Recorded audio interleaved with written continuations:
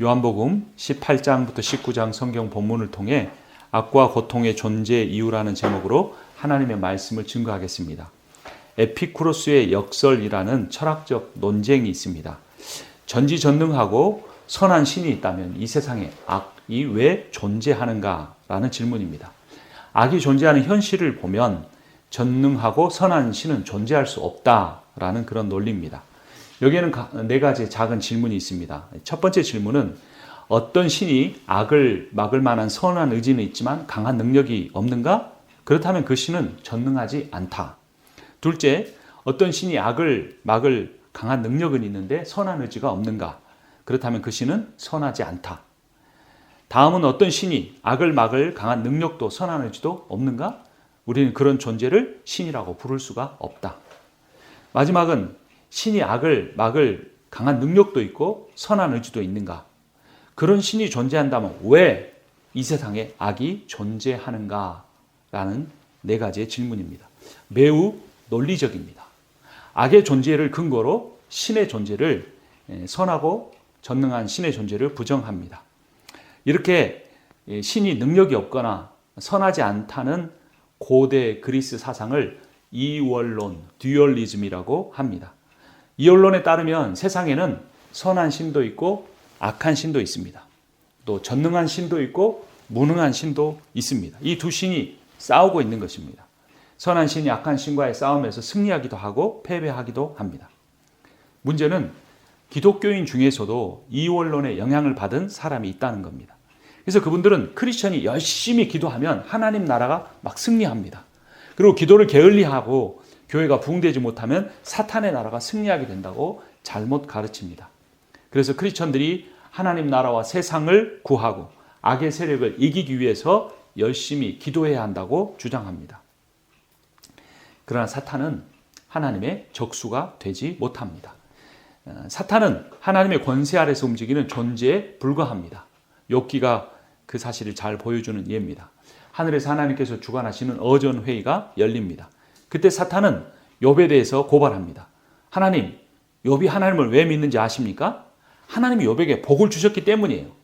만약에 욥에게서 한번 복을 빼앗아 보십시오. 그러면 욥이 신앙도 버리고 하나님도 원망하게 될 것입니다.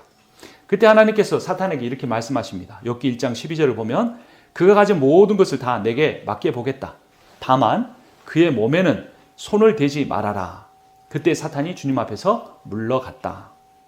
자, 이 말씀을 보면 어떤 것을 알 수 있습니까? 하나님은 명령하시고 사탄은 순종합니다. 사탄은 하나님이 허용하신 그 범위 안에서만 힘을 발휘하는 존재에 불과합니다. 하나님께서 이 사탄에게 활동하게 허락하신 그 목적을 신정론 테오도시라고 합니다. 이 테오도시는 전능하신 하나님께서 이 악한 세상을 다스리시는 방식입니다. 신정론이 인간의 구원과 연결될 때 섭리, 프라비던스라고 합니다. 하나님께서는 욥을 구원하시기 위해 그에게 사탄이라는 악을 통해 고난을 섭리하신 겁니다. 욥기에 보면요, 욥의 세 친구가 나오죠. 욥이 더 문제일까요? 욥의 세 친구가 더 문제일까요? 그런데 욥만 아니라 욥의 세 친구도 인과응보라는 잘못된 신앙을 가지고 있었습니다. 인과응보는 원인이 있어야 결과가 온다는 거죠. 고난을 받는 결과를 보면 죄를 지었다는 겁니다. 복을 받는 결과를 보면 착한 일을 했다라는 겁니다. 그래서 욥의 세 친구는 욥이 고난을 받으니까 빨리 회개해, 그리고 고난에서 벗어나라고 충고한 거죠. 잘못된 충고였습니다. 반면에 욥은 자신이 잘못한 것이 아무것도 없는데 고난을 당하기 때문에 억울하다라고 자신의 의로움을 주장했습니다. 내가 지금 고난을 당하지만 잘못 없이 고난당하는 것이 억울하다고 한다면 자기가 이제까지 부자로 살고 자기가 복을 받아 산 것은 자기가 잘났기 때문에 그렇게 했다는 인과응보의 논리를 가지고 있었던 겁니다. 욥의 친구들은 모두 틀렸고 욥은 절반만 맞았습니다. 욥이 맞은 것은 욥이 고난당할 만큼 죄를 지은 것은 아니라는 것인데, 욥이 틀린 것은 뭐냐면 욥이 이제까지 살아오면서 누렸던 모든 복이 자신의 의로움 때문에 얻은 것이 아니라는 사실입니다. 하나님께서 그 모든 복과 은혜와 생명과 가정과 직장과 재산의 모든 것을 하나님의 은혜로 주셨다는 겁니다. 그러니까 우리가 인생을 살면서 고난당할 때 내가 이만큼 잘못했습니까? 라고 하나님을 원망하고 불평하는 사람이 있다면 그는 그 고난을 당하기 전에까지 살아왔던 모든 삶에 대해서 자기 의 때문에 내가 이만큼 살아왔다고 인과응보의 신앙을 주장하는 것입니다. 근데 욥이 스스로 감당할 수 없는 모든 고난을 지난 후에 욥기 41장 2절에서 하나님의 주권을 이렇게 선포합니다. 주님께서는 못하시는 일이 없으시다는 것을 이제 저는 알았습니다. 주님의 계획은 어김없이 이루어진다는 것도 저는 깨달았습니다. 자기에게 주어진 복이 다 하나님의 은혜였다는 것을 깨달을 때 자기 인생에 자기의 잘못이 없이 고난이 온 것에도 무언가 내가 알지 못하지만 하나님의 뜻이 있을 거라고 하나님을 신뢰하는, 하나님의 주권을 인정하는, 하나님의 신정론을 받아들이는, 하나님의 자신을 향한 구원의 섭리를 받아들이는 멋진 신앙의 고백을 하게 된 것입니다. 여러분 잘 생각해 보십시오. 에피쿠로스는 이 세상에 악이 존재한다는 사실 때문에 하나님의 존재를 부정했습니다. 근데 욥은 자신의 힘으로 도저히 감당할 수 없는 그 악과 고통을 경험한 뒤에 오히려 그 악과 고통 때문에 하나님이 살아계신다고 말할 뿐만 아니라 그 신앙에서 더 발전해서 하나님은 우리를 살리실 수도 있고 죽이실 수도 있는 유일한 주권자이십니다라고 하나님을 찬양했던 겁니다. 그래서 사람의 신앙은 고난을 통해서 드러나는 겁니다. 평안할 때, 자신의 뜻대로 될 때, 잘 될 때는 그 신앙은 그 진가가 파악되지 않는 것입니다. 그런데 이혼론이 잘못됐다고 우리가 이제 욥의 이야기를 통해 이제 들었는데 오늘 본문을 보면 선한 신과 악한 신이 싸우는 이혼론 사상이 맞는 것처럼 보이기도 합니다. 하나님의 아들이신 예수 그리스도께서 죄인처럼 아주 비참하게 십자가에 못 박혀 죽으시기 때문입니다. 겉으로 보면 예수는 아주 무능한 신입니다. 겉으로만 보면 예수는 죄인 중에 죄인만 매달아지는 십자가에 죽는 죄인에 불과합니다. 요한복음 18장을 보겠습니다. 18장 12절 말씀 우리 함께 같이 읽겠습니다. 로마 군대 병정들과 그 부대장과 유대 사람들의 성전 경비병들이 예수를 잡아 묶어서 예수는 아주 무력하게 무능하게 로마 군대에 체포됩니다. 그는 로마 총독에게 온갖 조롱을 당하지만 아무런 저항도 못합니다. 다음 19장으로 가봅니다. 1절부터 3절까지 교독합니다. 그때 빌라도가 예수를 데려다가 채찍으로 쳤다. 병정들은 가시나무로 왕관을 엮어서 예수의 머리에 씌우고 자색 옷을 입힌 뒤에 함께 읽습니다. 예수 앞으로 나와서 유대인의 왕 만세 하고 소리치고 손바닥으로 얼굴을 때렸다. 오늘은 종려주일이죠. 종려주일에 예수님이 예루살렘에 입성하자 사람들은 예수께서 이제까지 베푸셨던 그 뛰어난 기적을 가지고 오병이의 기적을 가지고 자신들을 배불리 먹이고 그 예수의 무리를 걷는 그 권세를 가지고 로마 군대를 몰아낼 것으로 여겼습니다. 하지만 예수께서 무력하게 붙잡히자 많은 사람들은 바라바 대신 예수를 십자가 못 박으라고 똑같은 입으로 찬양하던 입으로 예수를 저주했습니다. 이런 무능한 존재가 어떻게 하나님일 수 있습니까? 예수는 결국 십자가에서 목마름을 호소하다 비참하게 죽고 맙니다. 28절 말씀 함께 같이 읽습니다. 그 뒤에 예수께서는 모든 일이 이루어졌음을 아시고 성경 말씀을 이루시려고 목마르다 하고 말씀하셨다. 요한복음에 나오지 않는데요. 마태복음 27장 46절을 보면 고통 속에 예수님이 절규하는 모습이 자세히 나옵니다. 제9시쯤에 예수께서 크게 소리질러 이르시되 엘리 엘리 라마 사박다니 하시니 이는 곧 나의 하나님 어찌하여 나를 버리셨나이까 하는 뜻이라. 예수가 십자가에 못 박히는 것뿐만 아니라 예수께서 자신의 제자에 의해서 팔리는 과정만 봐도 그 십자가에 죽으시는 과정에 사탄이 개입했다는 걸 알 수 있습니다. 요한복음 13장 2절을 보면 저녁 먹을 때 악마가 이미 시몬 가롯의 유다의 마음속에 예수를 팔아 넘길 생각을 불어넣었다. 제자들에게 팔려가는 무능한 예수를 우리는 어떻게 하나님으로 인정할 수 있습니까? 이런 본문을 근거로 하나님 나라의 승리를 위해서 우리는 악마에게 영향받지 않게 쉬지 않고 기도해야 한다는 주장을 하는 사람들이 있습니다. 자신의 기도에 하나님 나라의 승패가 달렸다고 생각하면 정말 기도를 열심히 해야겠다는 동기부여는 받을 수 있습니다. 하지만 이것은 사실이 아닙니다. 왜냐하면 하나님은 사탄과 싸우지 않으시기 때문입니다. 사탄은 하나님의 싸움의 상대가 되지 못합니다.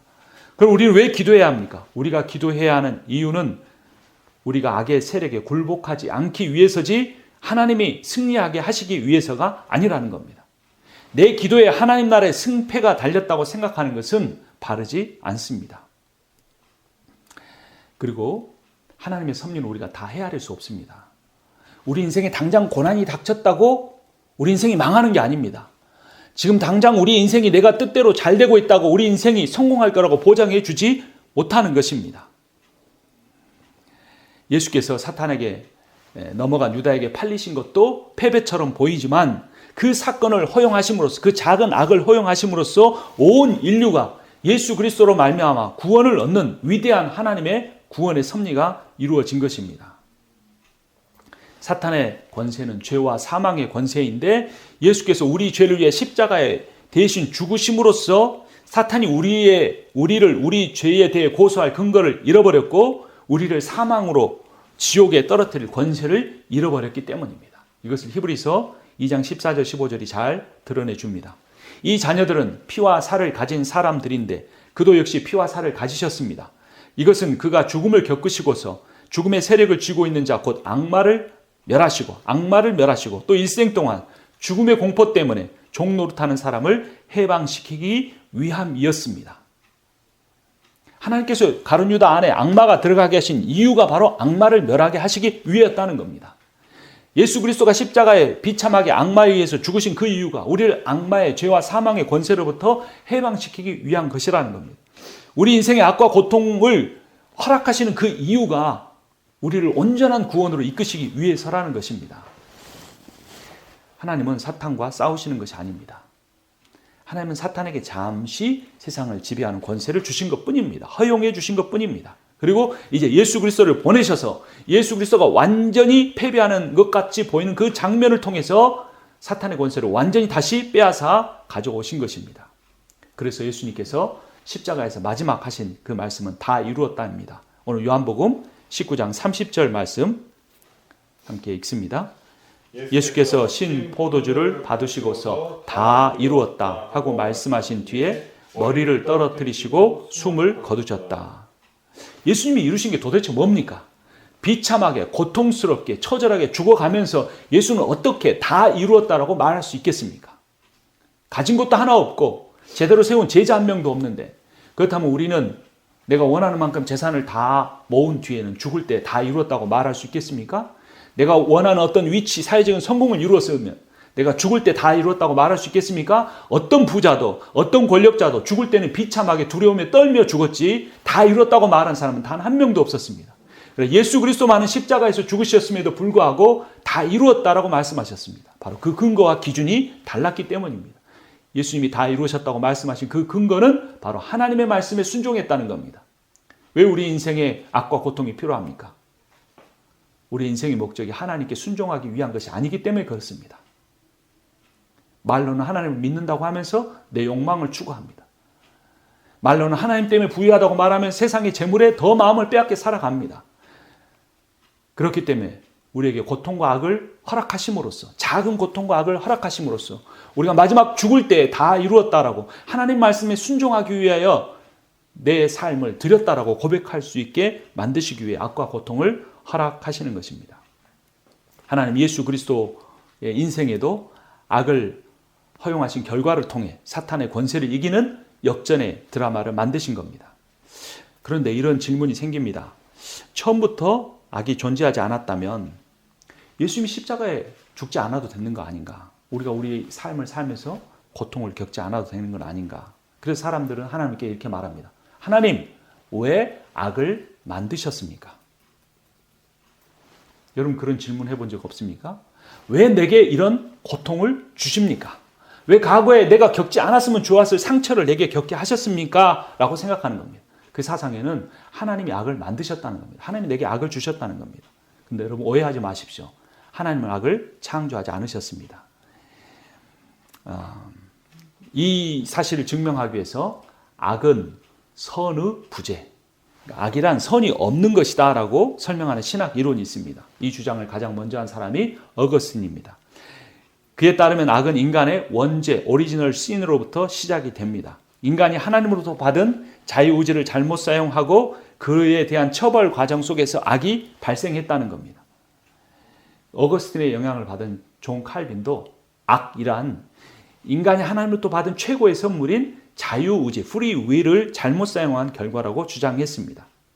그러니까 인간이 하나님께 반역하고 하나님 말씀에 불순종함으로 인해서 하나님과의 관계가 끊어졌는데, 그러니까 선하시고 전능하신 하나님과의 관계가 단절된 이 인간과 이 세상이 악하고 무능하게 되었다는 겁니다. 그러니까 하나님이 악하고 무능한 세상을 창조하신 것이 아니라 우리가 하나님을 이 세상에 쫓아냈기 때문에 이 세상이 악하고 무능하게 됐다는 겁니다.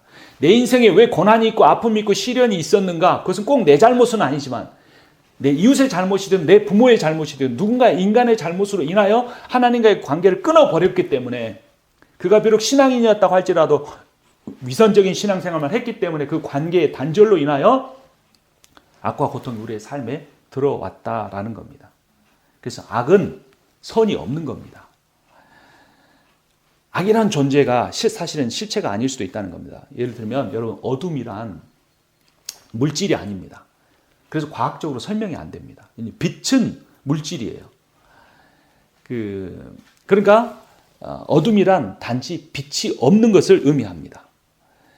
그러니까 여러분, 빛이라는 건요, 프리즘을 통해서 빨주노초 파남보예요. 빛에는 파장이 있습니다. 관찰이 과학적으로 가능해요. 근데 어둠은 관찰이 안 돼요. 빛이 없는 것일 뿐이에요.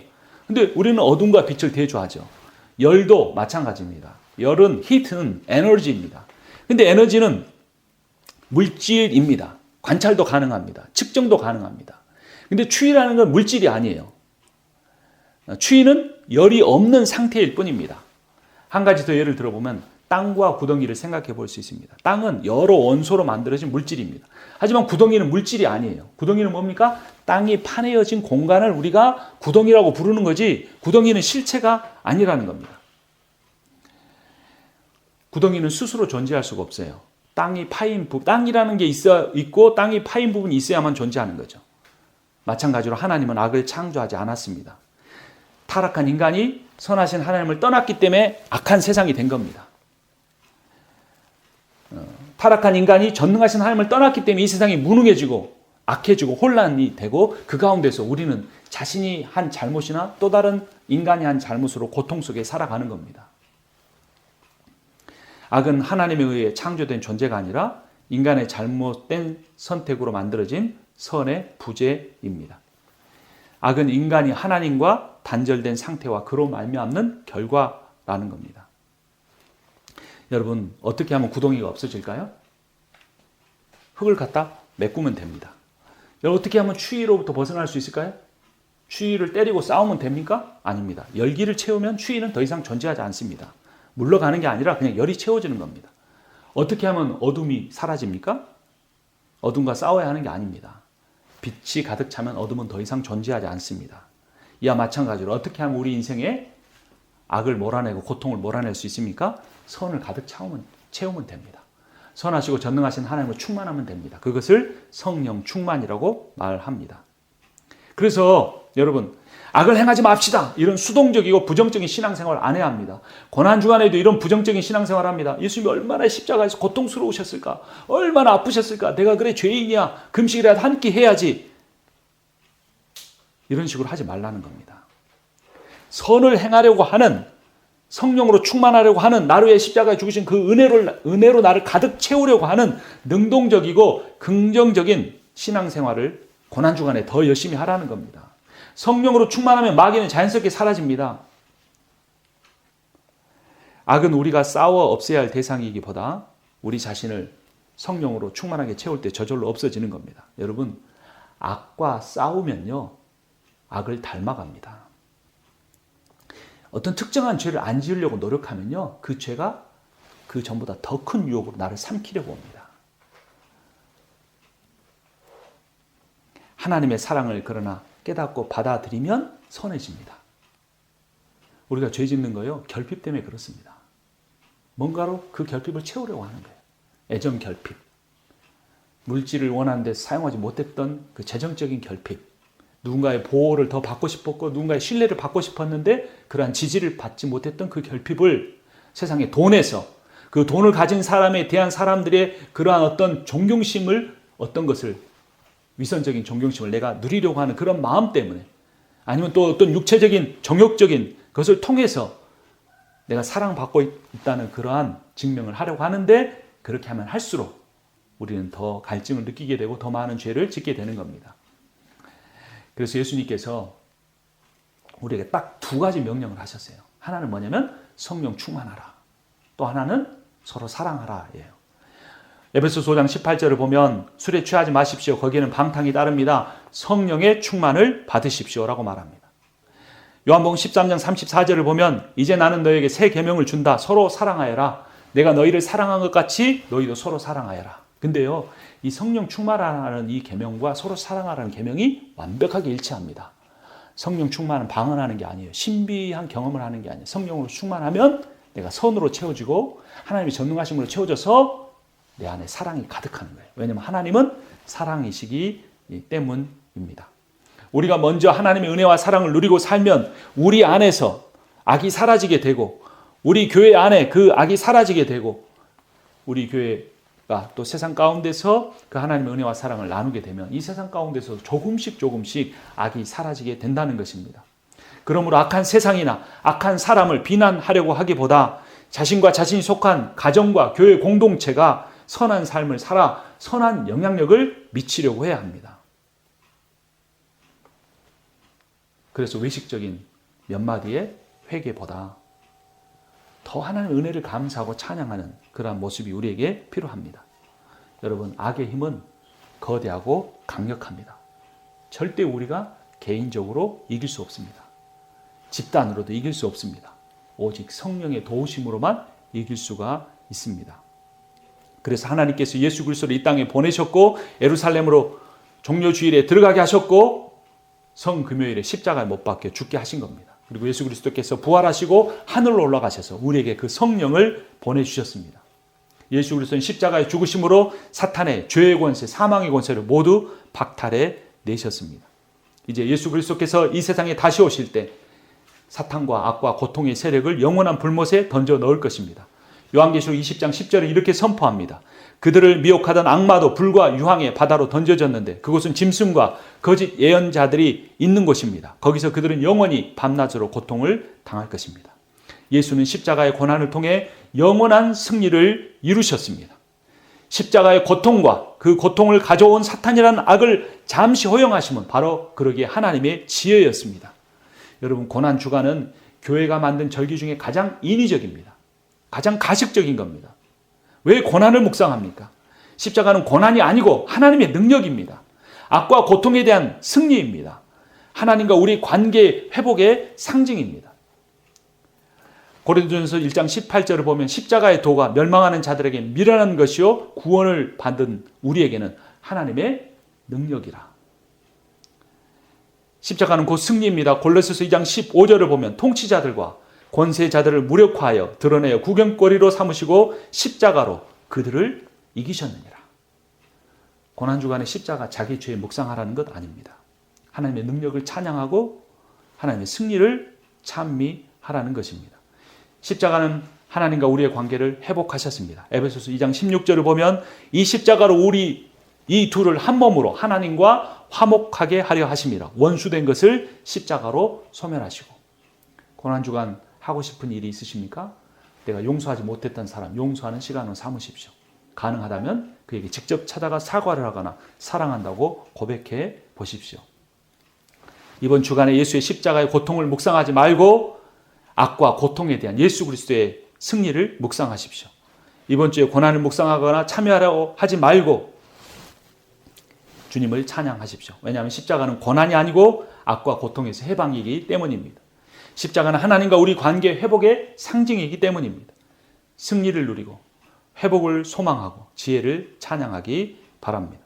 그래서 고난 주간은 죄책감 주간이 아닙니다.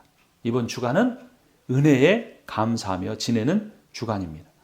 은혜에 감사하려면 어떻게 해야 할까요? 십자가의 의미를 잘 알아야 합니다. 이제 말씀을 마치려고 하는데 성경 구절을 읽고 마치겠습니다. 여러분 다음 화면 보시면 이제 7가지 성경 구절이 나오는데요. 제가 타이틀을 읽으면 여러분들이 성경 구절을 함께 읽어주시면 좋겠어요. 이게 가상 7언이라고 합니다. 십자가 위에서 7가지 예수님이 하신 말씀입니다.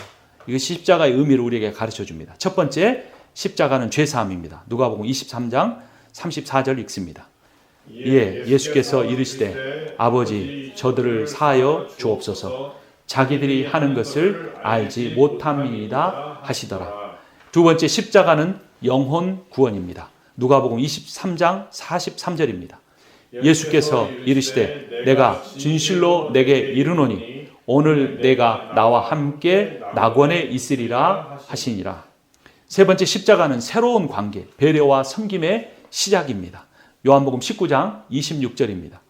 예수께서 자기의 어머니와 사랑하시는 제자가 곁에 서 있는 것을 보시고 자기 어머니께 말씀하시되 여자여 보소서 아들이니이다 하시고 또 그 제자에게 이르시되 보라 내 어머니라 하신대 그때부터 그 제자가 자기 집에 모시니라. 네 번째, 십자가는 예수께서 내 대신 영적인 고난을 겪으신 은혜입니다. 마태복음 27장 46절입니다. 제9시쯤에 예수께서 크게 소리질러 이르시되 엘리 엘리 라마 사박다니 하시니 이는 곧 나의 하나님 어찌하여 나를 버리셨나이까 하는 뜻이라. 다섯 번째, 십자가는 예수께서 내 대신 육체적 고난을 당하신 사랑입니다. 요한복음 19장 28절입니다. 그 후에 예수께서 모든 일이 이미 이루어진 줄 아시고 성경을 응하게 하려 하사 이르시되 내가 목마르다 하시니. 여섯 번째, 십자가는 나도 따라야 하는 하나님께 대한 완전한 순종입니다.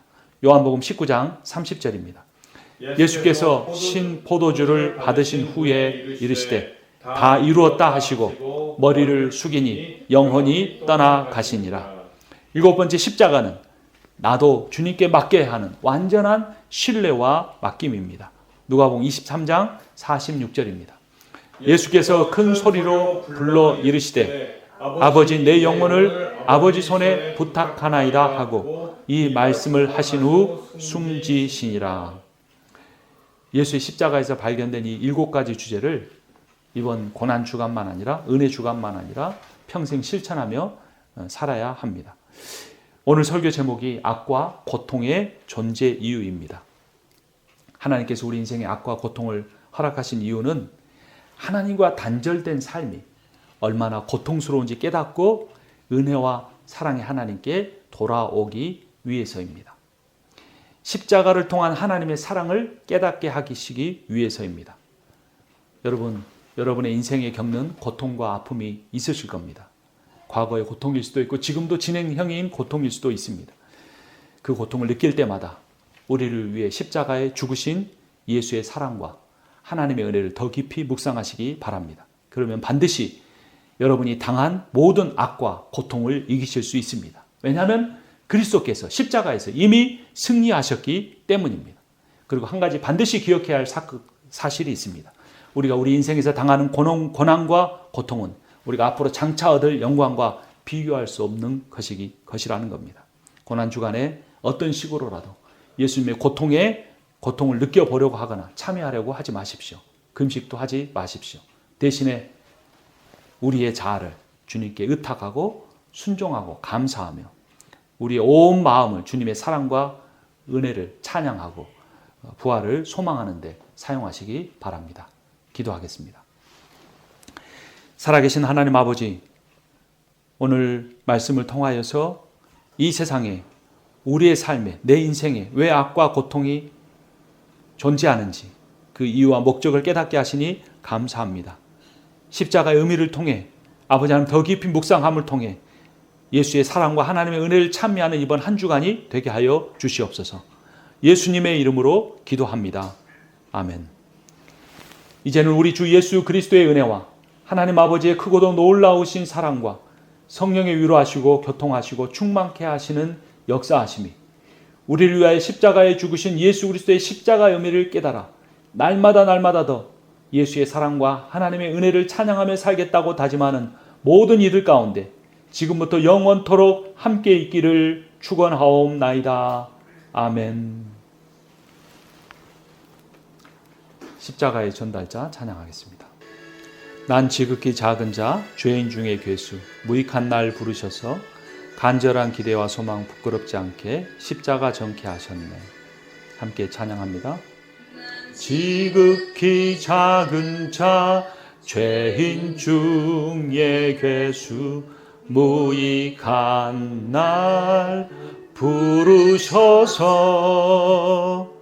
간절한 기대와 소망 부끄럽지 않게 십자가 정케 하셨네. 어디든지 가리라 주 위에 서라면 나는 전하리 그 십자가. 내 몸에 밴 십자가 그 보혈의 향기 온 세상 채울 때까지 살아도 주를 위해 죽어도 주를 위해 사나 죽으나 난 주의 것. 십자가의 능력 십자가의 소망 내 안에 주 안에